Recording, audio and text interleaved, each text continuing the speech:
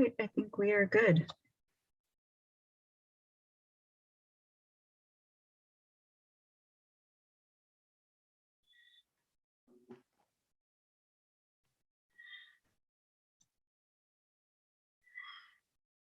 Shall I start?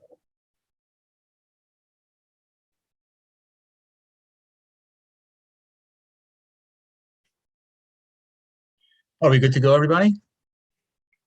Yes. Okay.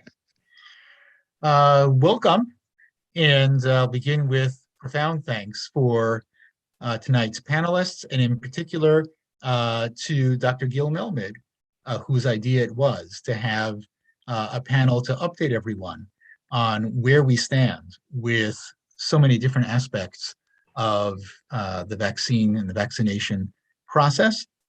And just by way of introduction, I was thinking about the term that was either coined by Rav Herzog, the first chief rabbi of the Ashkenazic chief rabbi of the state of Israel, or by Shai Agnon, the great writer. There's historical debate, but one of them coined the phrase "Reshit Tzmichat Ge'ulatenu," that the state of Israel and its coming into being is the beginning of the first flowering of our redemption.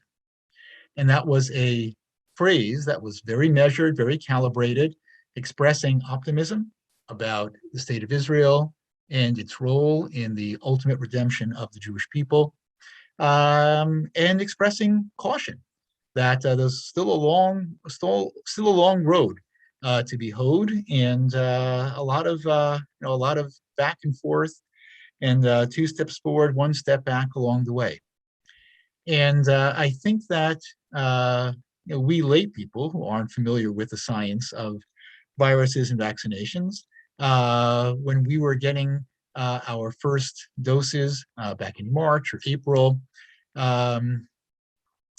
we very much experienced this as redemption, no qualifiers. And we were finally headed back to normalcy, and quickly. And we lay people came to recognize that it's more complicated than that. And I think the scientists who will be talking with us momentarily knew that all along. This was merely Reshit Tzmichat Ge'ulatenu. That the vaccines have been absolutely remarkable and saved countless lives, saved so many others from severe disease and hospitalization, and it's been nothing short of a miraculous success story. And at the same time, there were things that, bumps along the road. Again, things that we as lay people didn't fully anticipate. We didn't fully anticipate the implications of children under 12 not yet being vaccinated and what that would mean. We didn't know of the term breakthrough infections. That was one of the other many terms that gets added to the pile of terms that we now know that we didn't know 2 years ago. And there were rumors of booster shots. I don't think anyone thought of that as being anything other than something in the distant future that really wouldn't be of more of a maintenance thing than anything of real moment in anyone's life. And of course, we didn't anticipate the huge number of people who resisted the vaccine and continue to do so altogether. So this has been a remarkable story from every perspective, and it has been Reshit Tzmichat Ge'ulatenu. It has been the beginning, the first flowering of redemption, and there have been 2 steps back, 2 steps forward, 1 step back, and numerous detours along the way. And we are really privileged.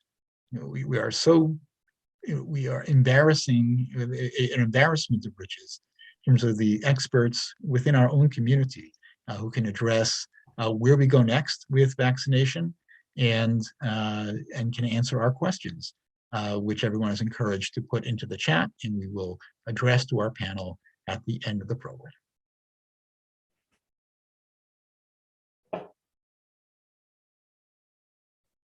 I'm done. Okay, thanks.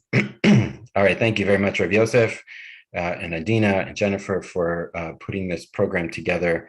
and really appreciate the opportunity to speak and hopefully clarify areas that may warrant clarification. And then to certainly have time for discussion. So this is sort of a rough breakdown of how we imagine the next hour or so to go, but we'll see where the time takes us. And then I also just want to make a disclaimer.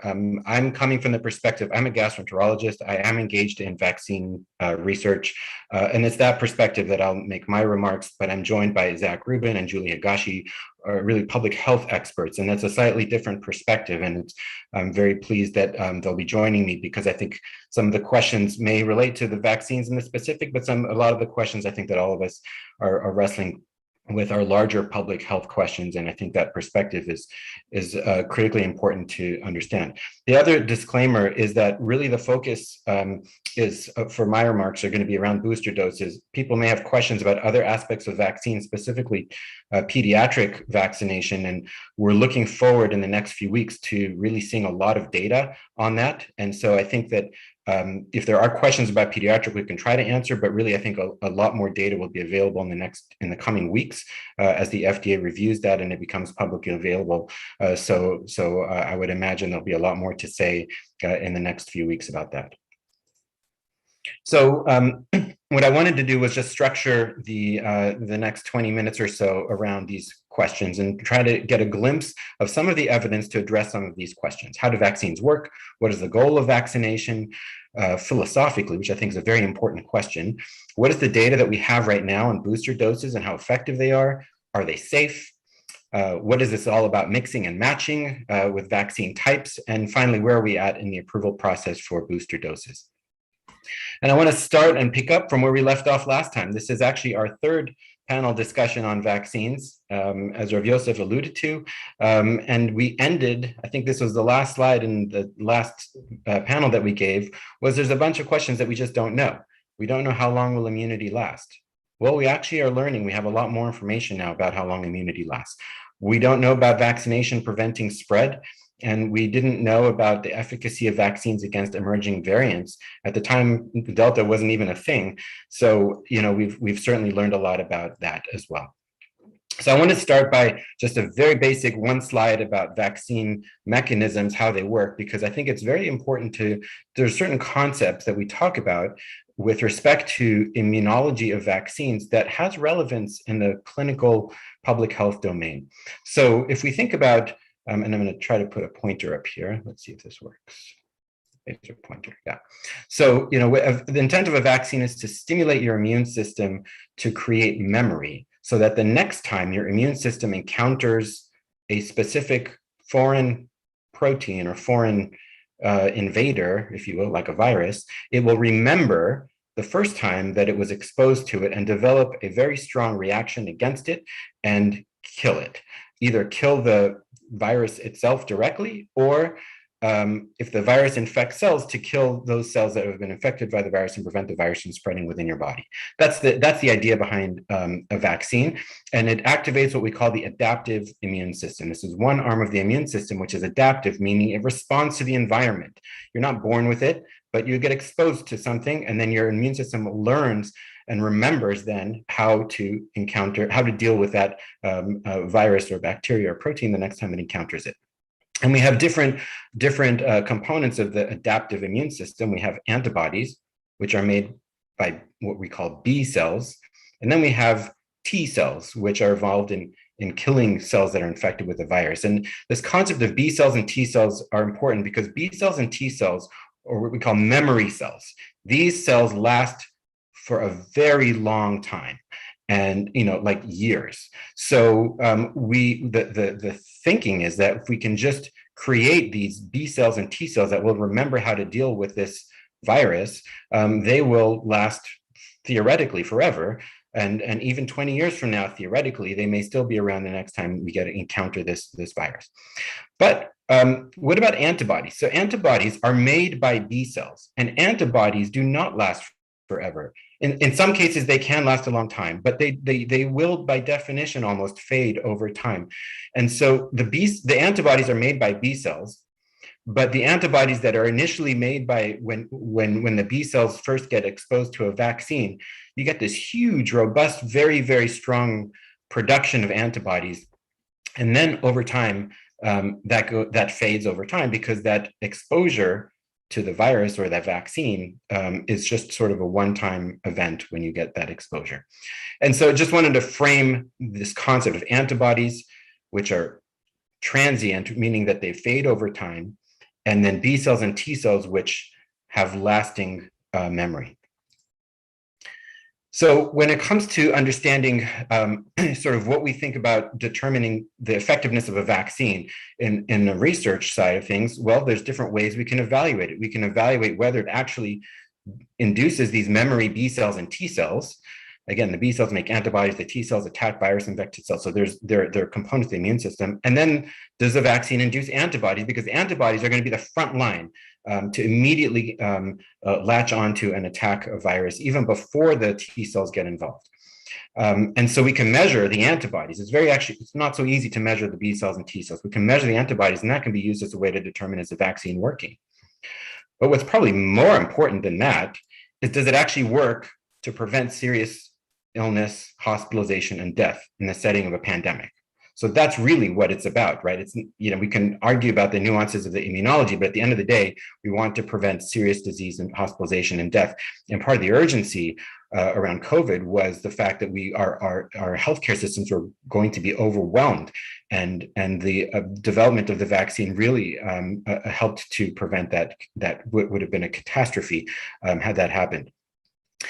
And there is probably some correlation in the sense that memory B and T cells, which last a really long time, probably we think, will do a really good job at preventing severe disease, hospitalization, and death.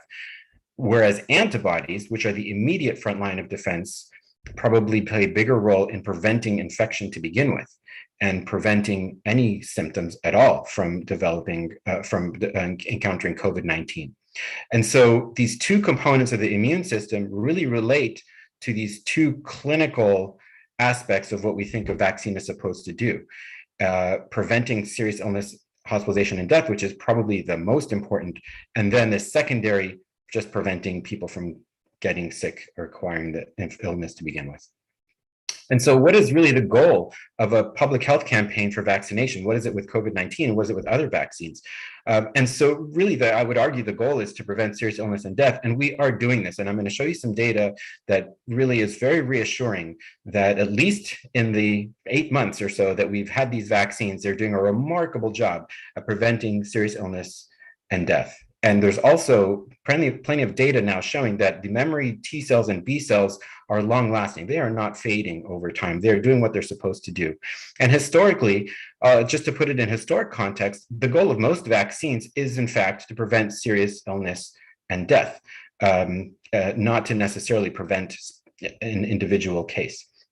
Most studies, and I'll show you some of them, show consistent protective efficacy against all strains of COVID, including Delta.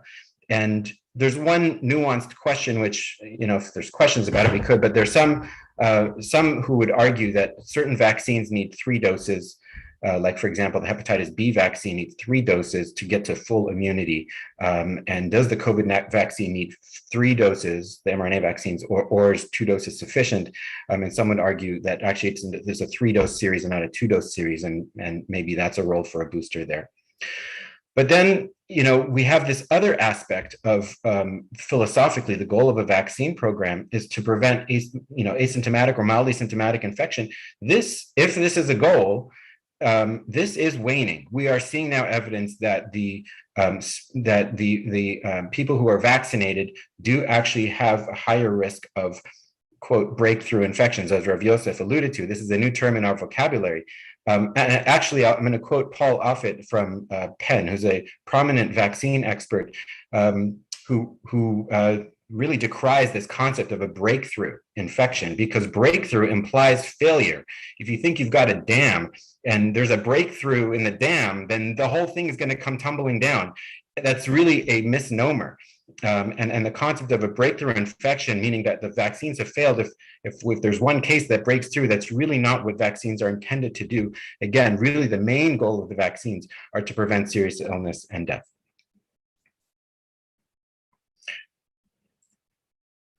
So what is the evidence for waning immunity over time after being fully vaccinated? And I just want to show you some slides. Some of these were presented at the FDA a couple of weeks ago when, when the FDA reviewed the data for Pfizer booster doses. And this is data from Kaiser. So this is nationwide Kaiser data looking at the incidence of infection on the left side with SARS-CoV-2, right? The virus that causes COVID-19. And you can see over time, as time on the bottom x-axis of months after full vaccination, as you go more and more months, 1 to 2, 2 to 3, 3 to 4, etc., the adjusted VE or the adjusted vaccine efficacy goes down over time. So the vaccine is less effective over time at preventing infection. On the other hand, if you look on the right side of the screen, COVID-19 related hospitalization, that is actually stable over time. The adjusted vaccine efficacy has not changed at all between less than a month to over 5 months, which is the longest that they looked at this data. So again, this speaks back to that philosophy. Are we trying to prevent a specific individual case, or are we really trying to prevent serious infection and death? And this relates now back to this concept of antibodies. This is on the left is actually a study I was involved in where we measured antibodies in a couple of thousand patients over time. And you can see here that the antibodies go up after one gets a vaccine at week 2 weeks after you finish your vaccine series. That's the highest point of antibodies. And then by 8 weeks already, we're seeing significant reduction, 1 log reduction or 10-fold lower levels of antibodies, and they continue to go down over time. And this reflects very similarly this trend of infections. And this is now multiple studies that have been published. These are six different studies looking over time, showing that the rates of infection are going up, or the vaccine efficacy against infection is going down over time. And this is that same slide. This is infections over time, vaccine efficacy. You can see vaccine efficacy is going down, but hospitalizations over time are staying stable.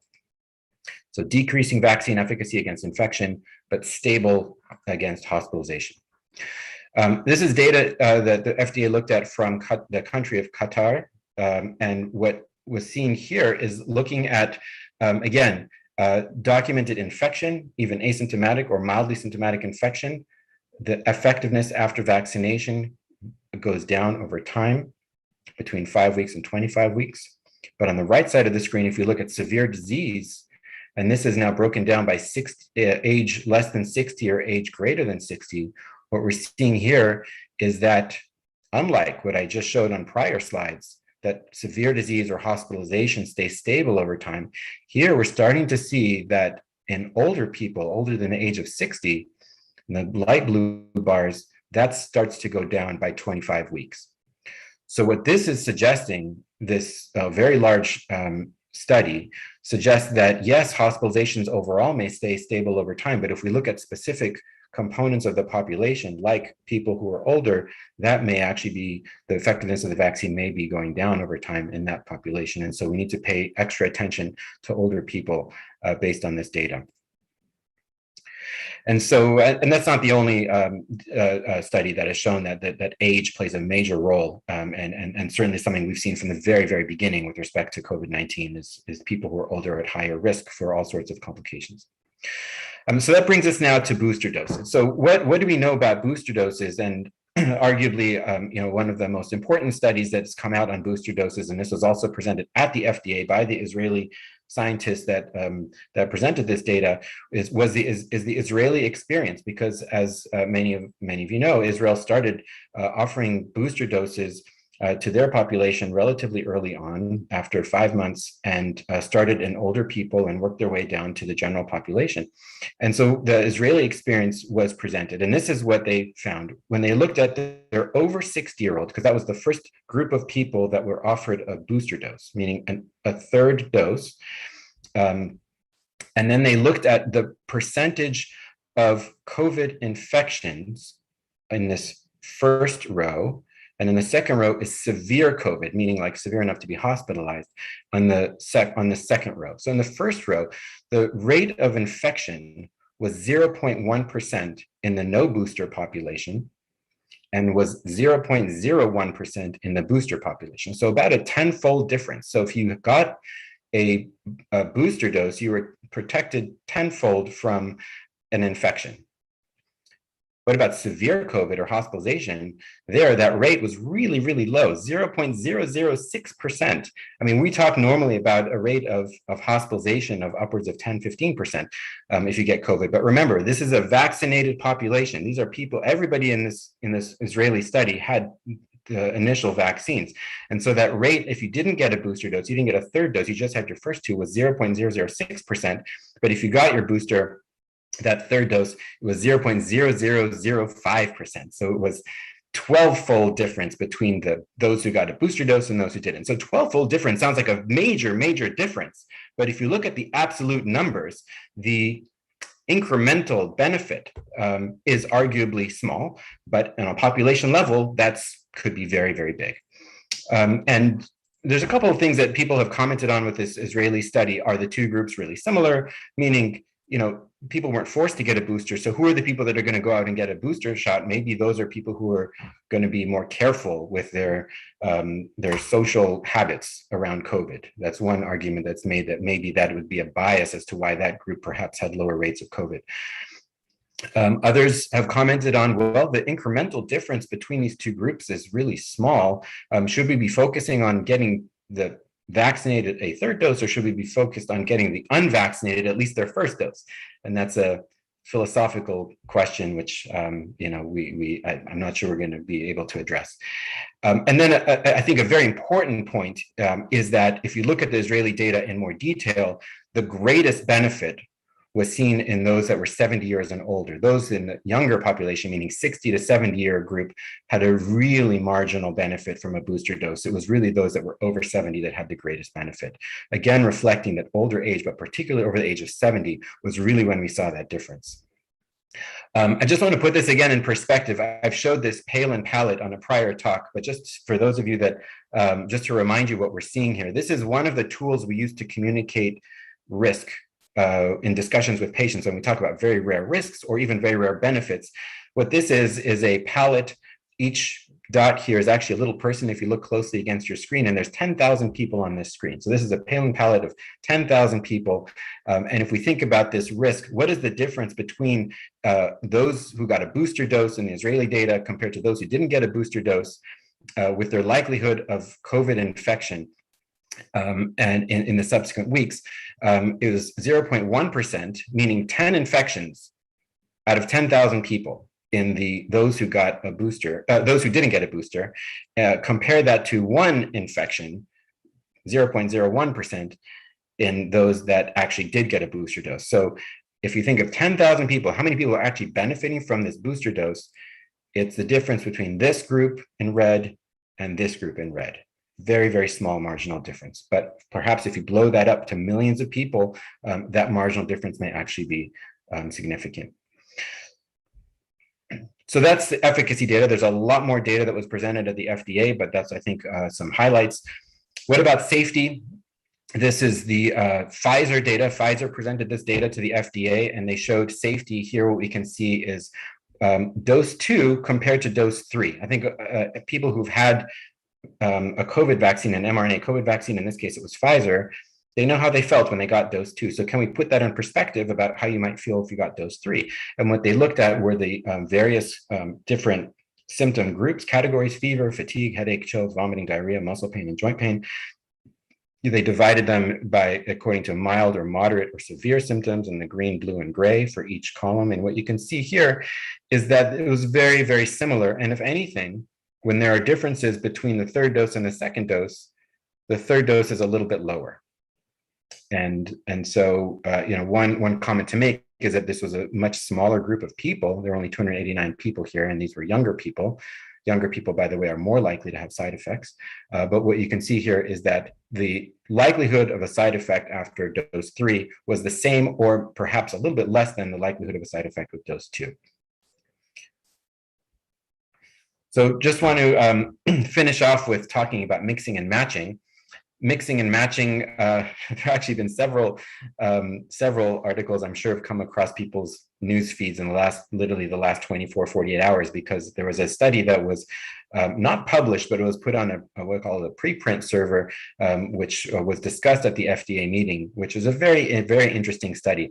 And I just want to walk through briefly what that study was and what it showed. And so what the study was is an NIH-sponsored study.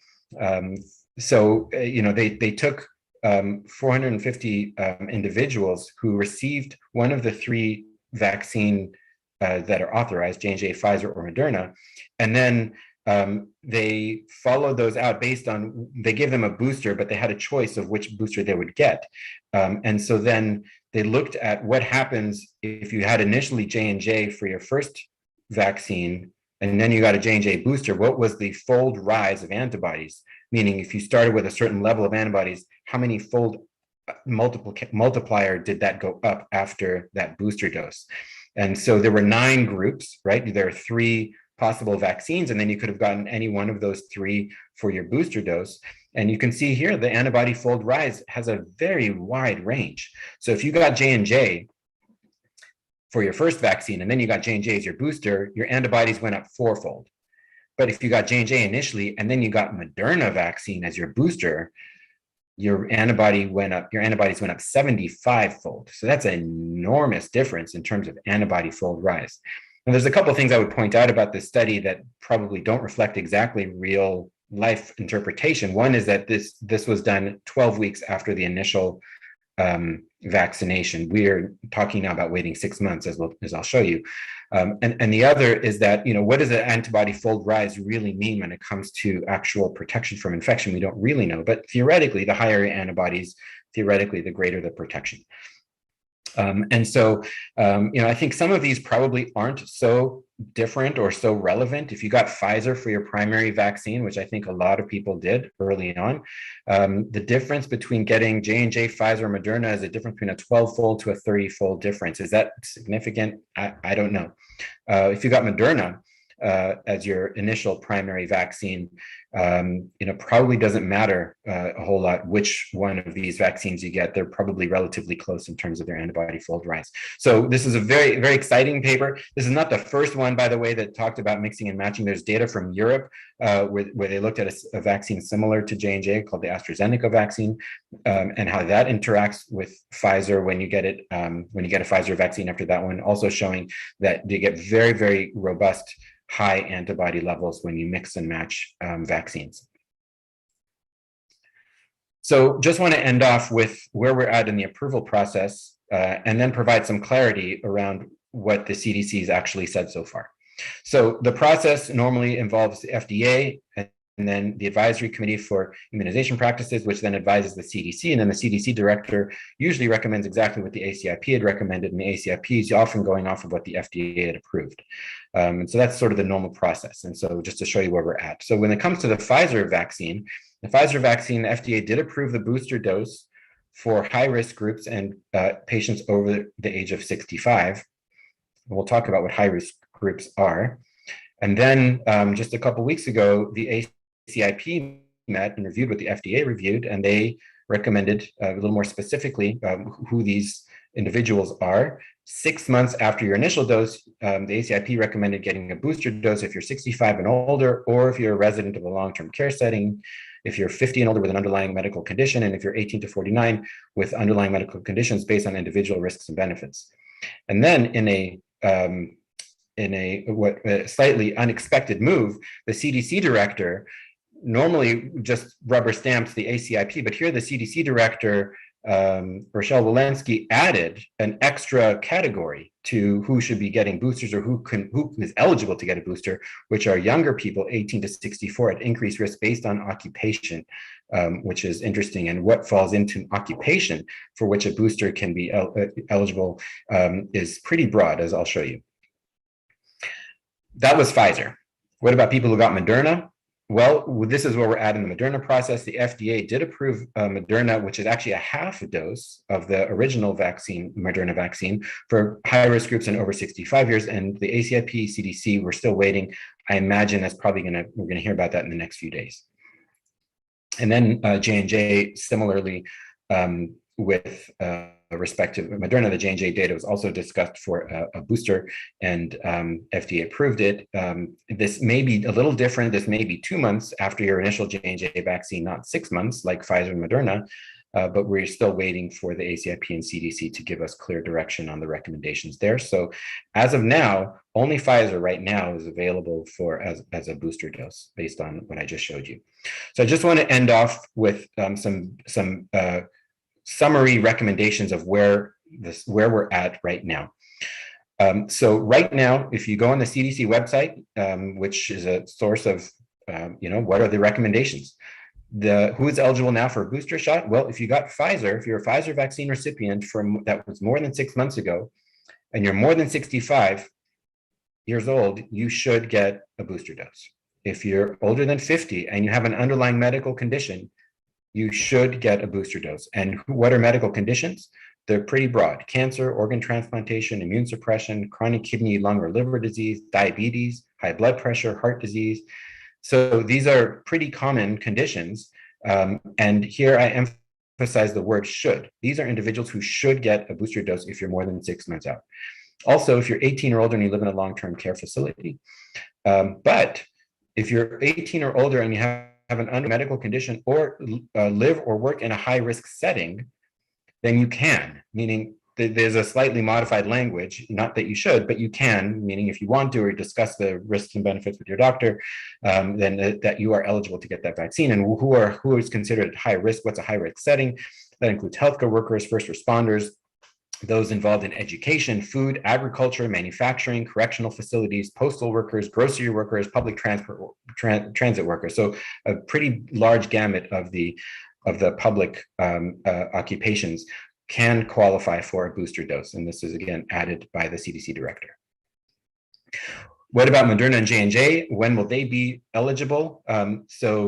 The FDA advisory panel has met already. The FDA is now going to be meeting to approve, and then the ACIP and CDC will announce the recommendations, probably, I would imagine, in the next week. Maybe Zach has inside information on that.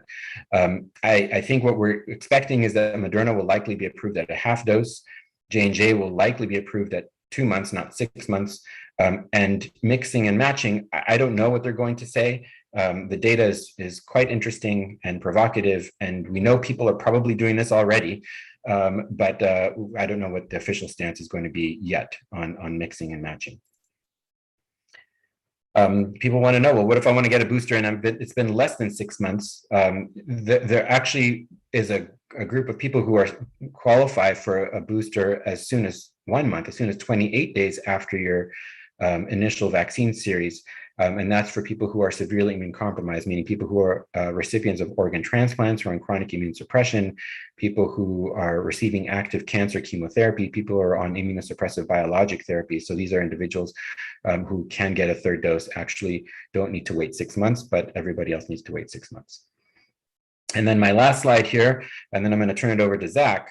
What about the general public? And I would say stay tuned. Right now, the general public, unless you meet one of those criteria, is not eligible for a booster dose because, according to the FDA and some of the data I showed you, the current evidence does not support a booster dose for the general public. I would imagine more data over time may change that recommendation as we get further and further out and learn more about what the effectiveness of vaccines are over time. But I think the reassuring point, and hopefully a take-home message, is that primary vaccination remains highly, highly effective against severe disease, against hospitalization and death. So thank you very much. And at this point, I'll turn it over to Zach for additional comments. Thanks, Gil. That was an excellent presentation and really good overview of the vaccines and the booster doses. So thank you for putting it. Thank you for putting the presentation together, and thank you for putting together the presentation this evening. I guess I'll just kind of briefly talk a little bit about LA County Department of Public Health and our approach right now to kind of the current situation and how vaccine kind of fits into that. So I oversee actually the healthcare outreach unit at LA County Department of Public Health. And so I've been involved in the vaccine rollout to healthcare workers and to patients and healthcare workers in skilled nursing facilities and other long-term care facilities. And one of our big goals is, as Gil said, is to roll out these booster doses in high-risk populations. And so we've already started by rolling out Pfizer doses in the skilled nursing facilities and healthcare workers.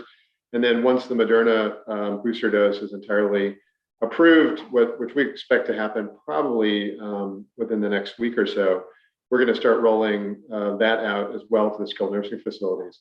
I think the other population that we're really concerned about are the home dwelling senior citizens in the community as well. They're obviously at the highest risk of having medical complications of COVID even after being vaccinated. And so that's really the biggest emphasis as far as booster doses, is to get them into the people who are at highest risk. And the CDC, I think, did a fairly good job at kind of identifying those populations. So people over age 65 and people with underlying medical issues, those are the ones we really want to push the booster doses in. But I think, as Gil kind of mentioned, in passing, I think the important thing is that we're not quite there yet in the general population as far as the vaccine rate in the general population. And so one concern that we still have is that we have about 70% of the population in LA County is vaccinated right now, meaning that 30% isn't. A lot of those people are young people and are lower risk, but not entirely. There still are people in higher risk groups that are unvaccinated.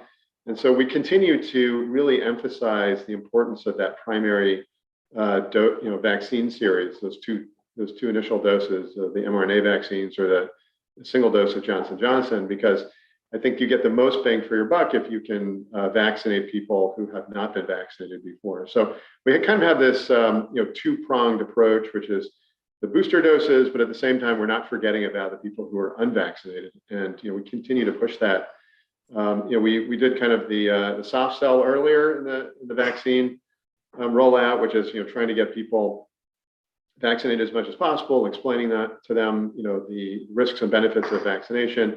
Obviously, that works really great to some degree, but then there were parts of the population that were remaining unvaccinated, and we felt were still putting other people at risk, especially healthcare workers and people in service industry where they're taking care of elderly citizens, things like that. So we actually have been rolling out vaccine mandates to try to increase the uptake in those high risk, those populations that interact with high risk individuals. And you may have heard as well that the state and city governments and county governments are still looking at potentially rolling out vaccine mandates further to people, to indoor spaces. So try to limit the amount of transmission within indoor spaces, which we know are the greatest risk. So that's why we continue to have indoor masking at this point, even though COVID numbers in the county are going down and we have 70% of people vaccinated, but we are still seeing significant outbreaks, and we're still seeing deaths due to COVID. So every day, there's probably about 20 to 30 to 40 deaths a day still of COVID, and many of those were probably preventable if those people have been vaccinated. And then many of the ones that are people who were vaccinated who still died maybe would have still be alive if other people had been vaccinated and hadn't given them COVID in the first place. So we're still emphasizing the importance of the vaccine, but right now, because we still have 30% of the population in LA County unvaccinated, a lot of those other what we're calling kind of non-pharmacologic or the non-vaccine interventions like indoor masking are going to probably remain in place for the time being, at least until we see how this winter goes. The big concern, obviously, is last winter was horrible, and we had more than 8,000 hospitalizations in LA County, and I was in many of those hospitals that were impacted the greatest across the county, and it was pretty horrifying. I mean, we came very close to having an actual major crisis in our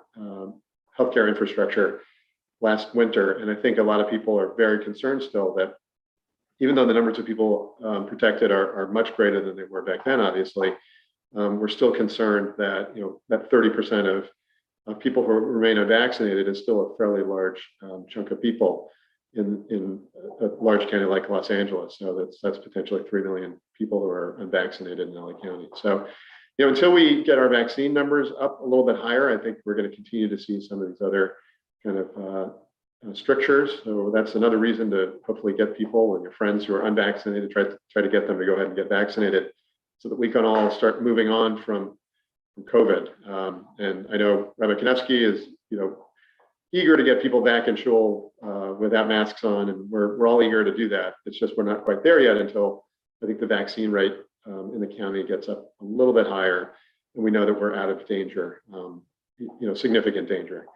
And so with that, I think that's all where I'll stop. And I don't know, Julie, did you want to say anything, or should we go to questions?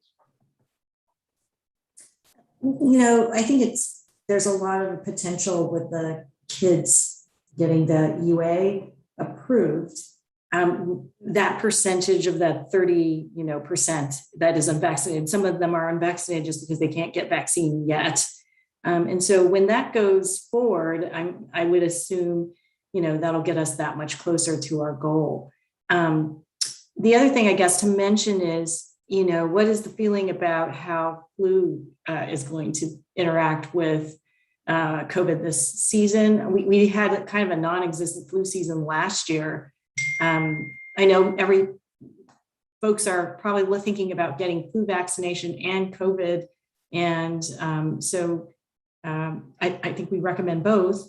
But for the most part, what's the thinking about what to expect with flu?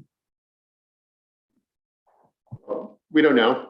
I think it's really hard to, I've thrown away my crystal ball a long time ago with COVID because it's so difficult to say for sure what's going to happen in the future. What we have been seeing though, which is concerning, is respiratory syncytial virus, RSV, which is a common virus that usually is seen in pediatrics. And, we saw a big peak over the summer, and that actually continues to be a problem. So there are actually more children being hospitalized right now with RSV than actually with COVID, significantly more. So that's a little bit concerning because we still have the mask mandate in place, and so theoretically people are wearing masks, and yet RSV is still being transmitted. It's a different virus, and it's transmitted slightly differently. So that may be reassuring for influenza, which is much more kind of similar to COVID, I guess, than RSV, which is more related to contact exposure, things like that. But it still is a concern, I think, that we could start seeing influenza as well. So there's no guarantee that influenza won't come. And if we get influenza on top of COVID, that could be really, really problematic, because right now what we're seeing in the hospitals is, even though we only have, as of today, we only have about 650 hospitalized patients in LA County hospitals, and that's compared to last December where there were more than 8,000. Right now, it's on top of a lot of patients that are quite sick because they deferred care, and our ICUs are actually pretty full right now. So even with a small number of COVID patients in the hospitals, if you add on to that another couple of thousand influenza cases in addition to a couple of thousand COVID cases this winter, even though the numbers are smaller than maybe what we would expect from last winter, it could still be pretty dire. And so I think we need to really be careful to not forget influenza. And the good thing is, the CDC and the FDA came out and did recommend that you could get both vaccines simultaneously. So you don't need to wait. Initially, they were recommending that you waited 2 weeks. They're not recommending that anymore. So you can get the vaccine on the same day. So I definitely would recommend people get influenza vaccine and their COVID booster if they can, if they're susceptible, if they're ready for it at this point. So don't forget influenza, because it could definitely be a problem, or not, or it may not come back. It's very hard to tell. Okay, I have a couple of questions lined up for you guys. If you get COVID after being vaccinated, do you have less chance of long COVID if you are vaccinated? And what impact do boosters have on this?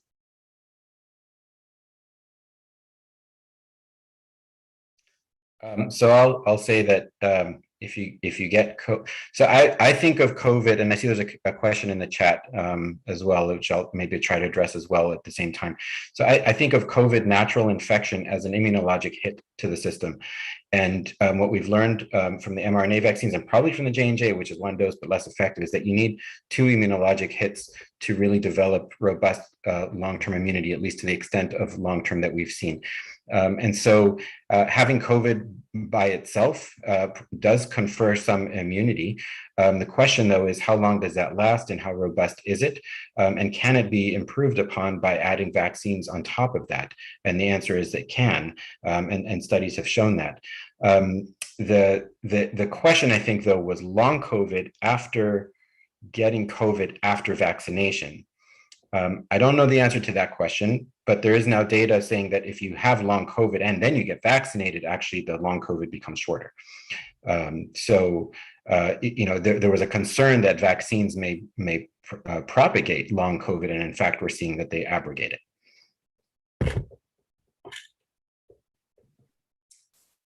Okay. Yeah, I think as far as the natural immunity, folks who've had natural immunity and then get vaccinated, and I think it really only takes one dose.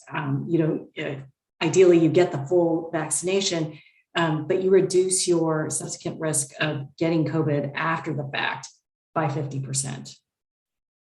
So it is important if you've had COVID to get vaccinated. And I think we get this question quite a bit. I think there's a lot of talk about natural immunity, and as Gil said, I mean, it's not nothing. There is some immunity that you get conferred after one case of COVID, but it also it's a little bit unreliable. So, if you have a mild case versus if you have a severe case, you have different levels of immunity going forward. And so if you just have a mild case, which most people do, that may not confer as much long-term immunity compared to a more severe case. So people who are hospitalized probably do generate higher levels of antibodies and may be more protected. The problem is, relying on that natural immunity is a little problematic, and we saw that in Brazil a bit. So there were cities in Brazil that actually had 2 rounds of COVID hit them. And the first round was, just the regular alpha strain, and then they had another strain that kind of came through about 6 months later and caused a lot of trouble in those same communities, because I think a lot of people had waning immunity, that had incomplete immunity. So I think that's the concern that we have, is that it's not as reliable, and it's the vaccine. We know is we have a lot more data about vaccine immunity. We know how much we're monitoring it. We know how long it lasts at this point, and we can do something about it by giving boosters. So we're trying to kind of recommend that people go that route, because the natural immunity is just less reliable, and you never know if you're going to be one of those unlucky people who gets, even though you may not be in a high risk population, you may get one of those severe cases and you may not do well. The other thing about long COVID, I agree with Gil's assessment of that. It's long COVID there's still a lot of research lacking on long COVID. And I think it depends, there's lots of different definitions of long COVID. So we know people who've had severe illness get really severe lung damage as a result of their COVID, and that can persist we think for probably a long time, if not permanent, because some of that is actual structural damage to the lungs. There are other people who, are described also kind of in that long COVID category, that just have chronic symptoms of fatigue and difficulty concentrating and things like that. I think that's a little less easy to talk about, because we just don't have a lot of research on that yet. So I think that's something that we're still waiting to see some research to see how the vaccine really impacts long COVID. Although, again, you're 1/5, you're 5 times less likely to get COVID in the first place if you've been vaccinated. So if you just look at that, even if there are some cases of long COVID among people who are vaccinated and they get post-vaccine infections, you still are much less likely to get another quote unquote breakthrough infection later on anyway. So you are kind of protected from long COVID that way, statistically. So anyway, stop there. I'll add a question that I've been thinking about. Once the vaccines for the younger kids are approved, where are they going to get vaccinated? Is it going to be similar to adults? Is it going to be in pharmacies, doctors' offices? Is it going to be, hospitals, pediatrician's office? Do we know yet how that's going to work? It's a good question. That's not my area of expertise. I think I can answer that a little bit because Okay. my supervisor was overseeing the vaccine effort. And I think the thought is that there's been a transition from these megapods where we ended up getting vaccinated adults and a shift to getting vaccines the way we usually get vaccines, which is from your pediatrician. And we really actually need to do that because kids have fallen behind on their routine vaccinations. So there are huge gaps in measles vaccines and chickenpox vaccines. And so it's an opportunity to get kids caught up on their vaccinations if we farm it through the pediatrician. So I see that as there may also be some efforts, I think, within the school systems, because I think LA County's really built some network and infrastructure in the schools to also support some vaccination through the schools. Thanks. I was going to say, we do have some partners in the public school districts as well that have capacity to do vaccinations at school with the school nurses and stuff like that too. So that'll probably be some schools, but independent schools will probably rely mostly on kind of the existing healthcare system.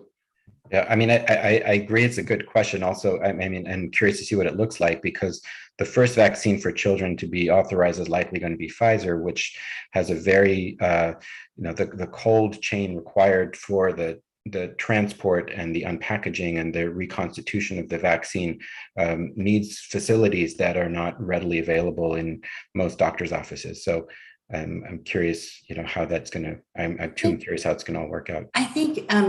One of the things with the Pfizer vaccine handling is that some of those requirements have been reduced.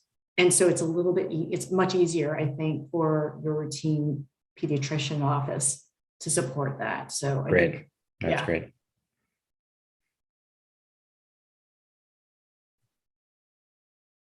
If I may, if we got a parallel 70% vaccination rate among children 5 to 12, parallel to what the adult rate is in the county, would 70+% of our adults plus 70+% of our children 5 to 12 bring us toward that magical herd immunity, at least in the county?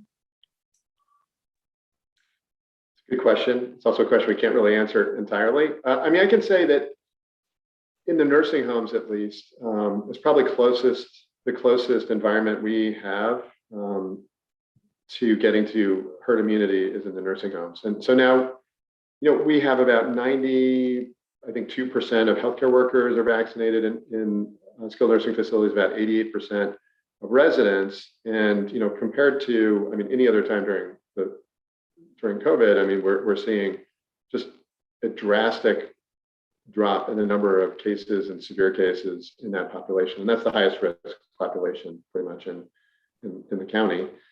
So I think once you get above, 85% or so, that was when we kind of saw things really drop off.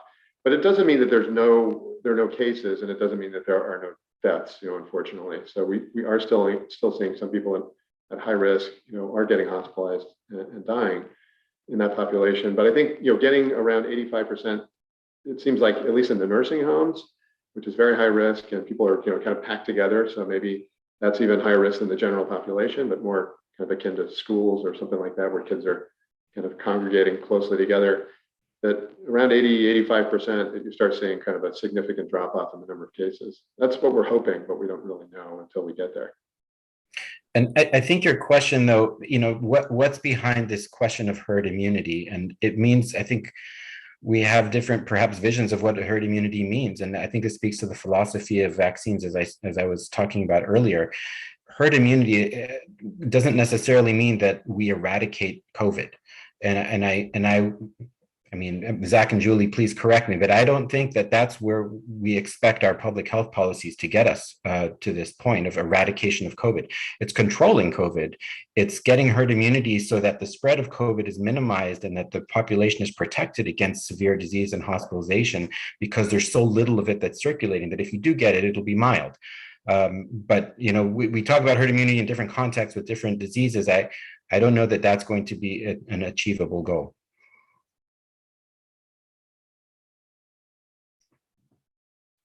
I think some people have talked about sort of what is your baseline number of deaths per day across the country as being a target for when are we sort of in a more normal place. And that number is, I think, really sort of proposed as what is the average number of deaths during flu season related to flu as a target. So, that type of comparison, I think that is somewhere around 100 deaths per day across the country. We're not there yet because we're kind of at 1,000 deaths, I think, per day across the country as far as COVID is concerned. So I think when you look at, it's that sort of decision point as to where, we feel like we don't have to track every infection as closely, because by and large, the population is protected either because they're vaccinated, mostly because they're vaccinated, or they've had at least natural infection. I think that's going to be the real telling piece, is when we feel comfortable. And, I don't know who's from the standpoint of who's the lead on making that call, it's going to be at the CDC.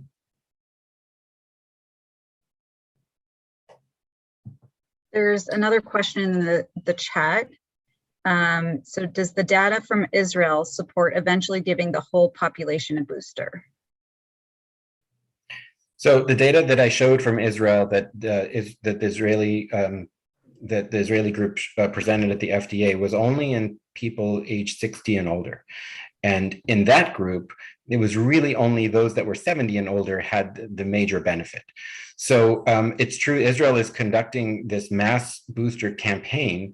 And I don't know, I haven't seen the data on younger people and broken down by age. I think that will be data that we'd be very, very eager to see to learn and to address this question, and then following those people out for period of time to see who gets COVID and who gets seriously ill from COVID. The problem is that the likelihood of getting COVID goes down, and certainly getting seriously ill from COVID goes down as the population is younger. So we need some more time and a lot of people to get vaccinated with that booster dose, because that marginal effect is so small to be able to see signals there.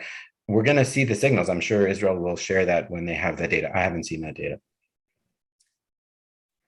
I think we're going to have some interesting information come through, because some of the Bay Area counties have a much higher, they have a higher vaccination rate, like in I think San Francisco and some of those counties. And so they're going to be going forward with loosening up some of the mask mandates. In fact, I think they already have with smaller groups. And so there'll be some, we're going to see over the coming weeks and months how that policy is going to impact the population. And so that's something to look forward to.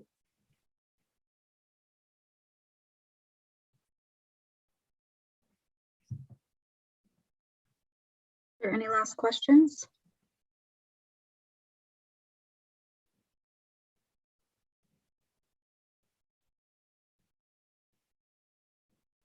Okay.